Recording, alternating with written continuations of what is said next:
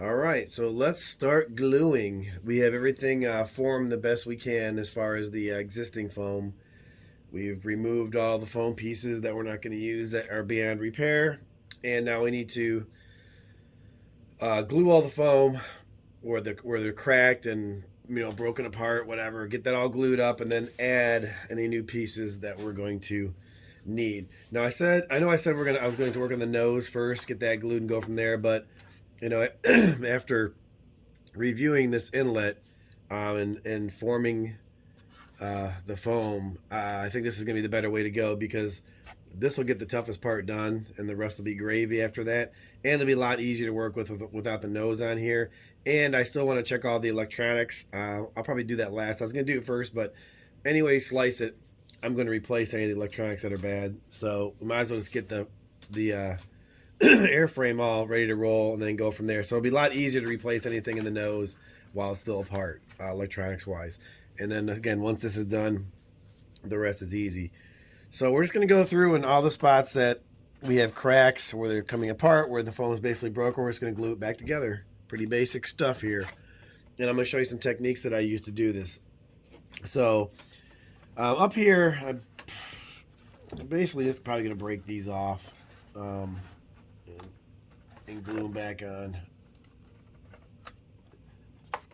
That's going to be a lot easier because we'll get a good fix there. So and it breaks off directly on the foam bead, so you can plug it right back in where it needs to go. And it'll glue in just nicely rather than trying to glue it while it's half connected, not getting glue everywhere. So this is a better way to go. So we got the glue gun here.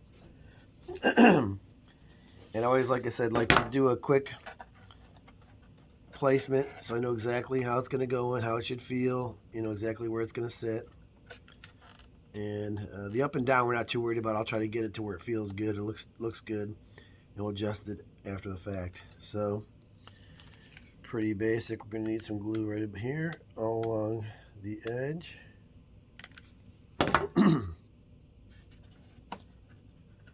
It'll fit right in.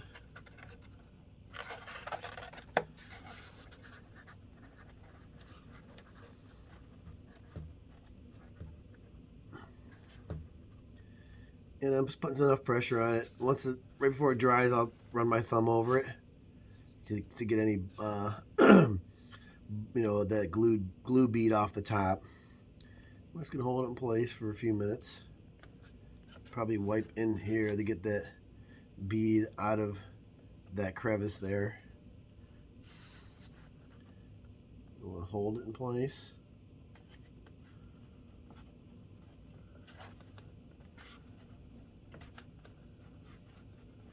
It doesn't seem underneath like it's... Oh, that's the glue bead. Okay.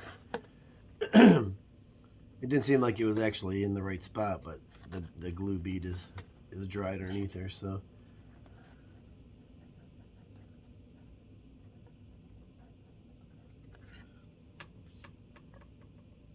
So there's that piece. And then this piece fell inside.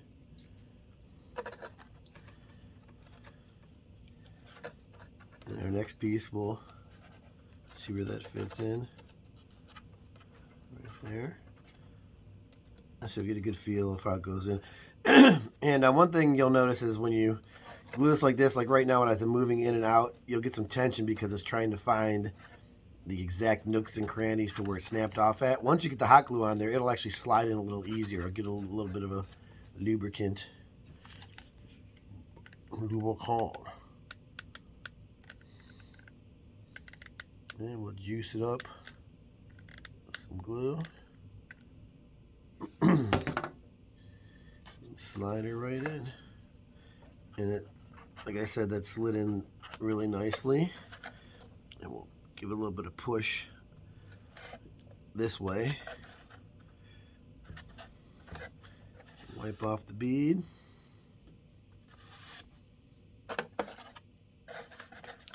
And keep a little bit of pressure on it.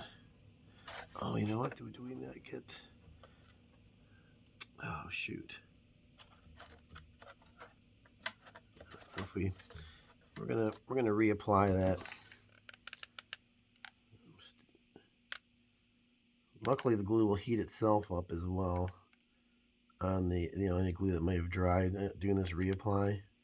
I don't know what the hell I was thinking there, but the nice thing about it is that won't matter. Yeah, see, it fits right back in there.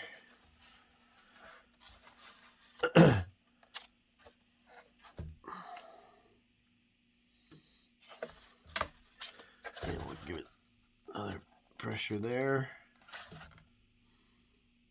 Yeah, I know what I was thinking. I pulled that out thinking I didn't get the one edge glued when it actually was. So, again, no big deal.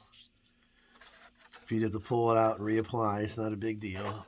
All right, that's in there. Now, you can't see here, but it's pretty solid. It's, this piece by itself sitting in there was kind of flimsy because it had nothing else to, to give it structure. Once you get all your pieces together, it'll be as solid, if not more, than it was the original setup.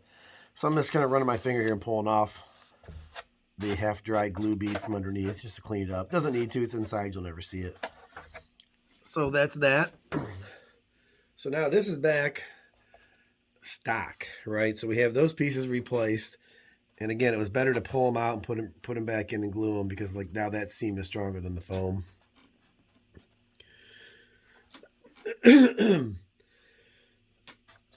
Not sure good you can see that from the camera, but there's one seam there and then a seam all the way around, and it's fairly solid. I mean, I'm able to lift the whole frame airframe up on that, so we're good to go there.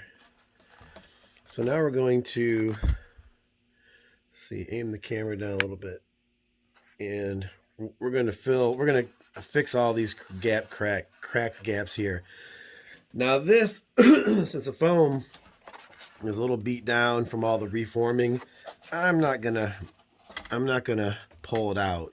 I'm not gonna cut this and re-glue it all the way around. I'm just gonna pretty much fix the cracks, and I'll show you a technique that I use. I call it the hot glue injection. So we're gonna glue this big seam first. So we're just going to do that like kind of like normally, where I'm going to separate everything and just put a nice bead there.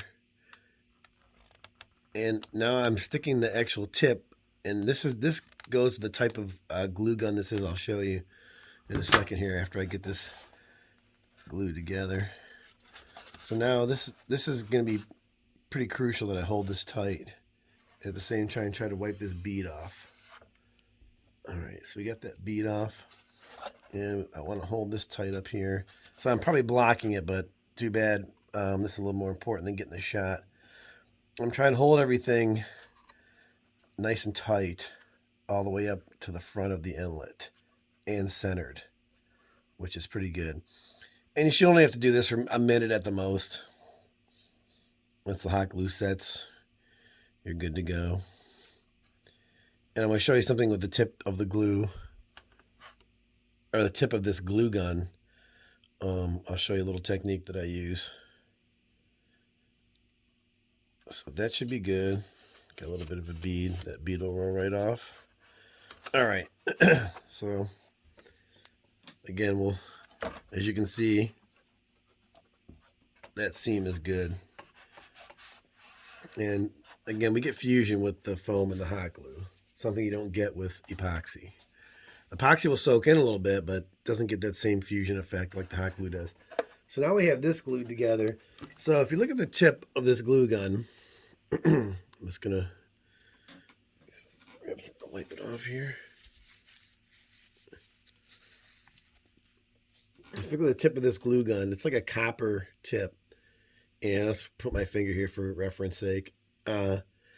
This glue gun is perfect for like the injection type technique I like to use. So say we'll just say this is a crack right here, and we don't want it, and everything's glued. We have a crack, say here. So this will melt into the foam, and then you can hit that trigger, and that glue will inject into that crack. And then you can just take your finger, wipe along that. And then when you're done, if you're going to paint it, just backlight it, whatever you're going to do to make it look better, you can do. And what that'll do is you can actually fill a crack without having to pull it apart. You can just stick that glue gun in, the tip in, and then slowly pull it out as you pull the trigger. And what it'll do is a lot of times it'll actually fill across that seam, even though you're dug in right here. It'll fill into the crack from the pressure of you pulling the trigger. So you can actually you can fix a cracked piece of foam without having to pull it apart. You actually get glue in there, which again, once that hot glue's in there, it'll fuse it and it'll be stronger than it was before you started.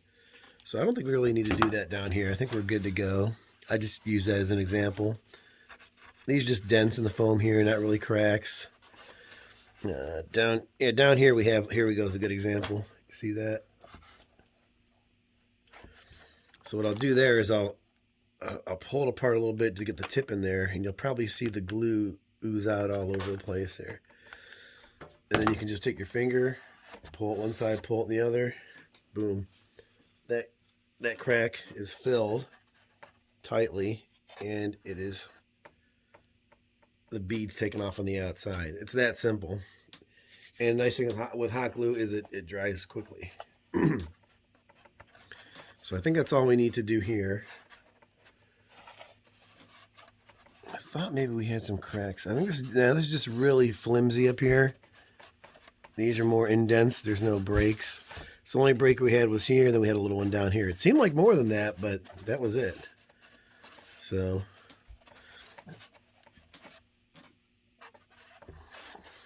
that was a lot easier than I thought it was going to be.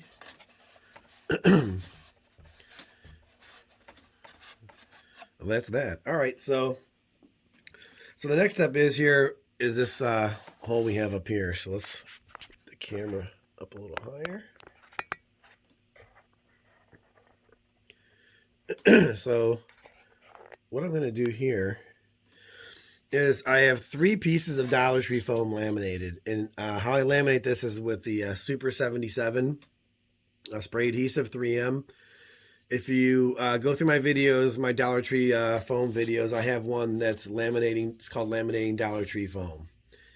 So Dollar Tree foam is this thick, which is 4.5 millimeter, and I wanted to thicken it up, so I just laminate it. And laminating makes it a little bit stronger.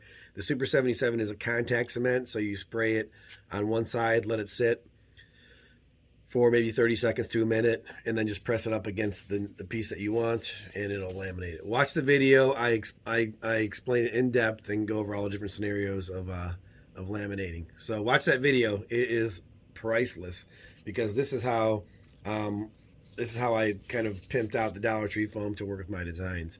But what we need to do here is thicken this up. So what we're going to do is we're basically just going to glue this into place here, right? And I know this doesn't look like it really fits there, but what I'm going to do is, this is a technique I usually do because it's a little bit quicker to do it this way, and it's a lot easier to form it. So I'm just going to glue this big ass chunk in here and leave it as is until I get the nose on. Then I can determine where you can't. It's hard to see. I'll have to overlay a shot. But basically, this isn't the end. This comes out to about here, actually. And it also fades up into the nose. But that all got ripped off, and I have no idea where those pieces were. I guess I didn't get every piece. Oh, no. Or maybe no, this is actually it right here, I think. Here it is. This is it right here. So this got ripped off. However this fits in there, it's completely compressed. It's basically shot. But it somehow goes into the nose somewhere there. So what I'm going to do is I'm going to basically put this chunk in here, glue it into place, and then once I have it all done, ready to go, I'm basically going to take a razor and carve it the exact size it should be out to here, and then I'll fill in the piece behind it. But for now, we just need to get this filler in here to get this basically, I don't want to say done, but basically to where it needs to be. This needs to go down a little bit. This is where some of the compression is really hard to fix. I couldn't do this earlier because this wasn't glued. Now I can pull this down to where it needs to be to sit correctly, which I'm going to reinforce. I was thinking I might not need to reinforce this with the ply, but I'm definitely going to need to. But now I can at least pull this into place to where it should be, which will help. Now, once we get this chunk on here, that'll kind of hold that, and we can form it. So I'm going to see how thick that layer is there. It's hard to see. Let me lift the camera up. So there's a top view of this. And so this is going to basically slide right in here.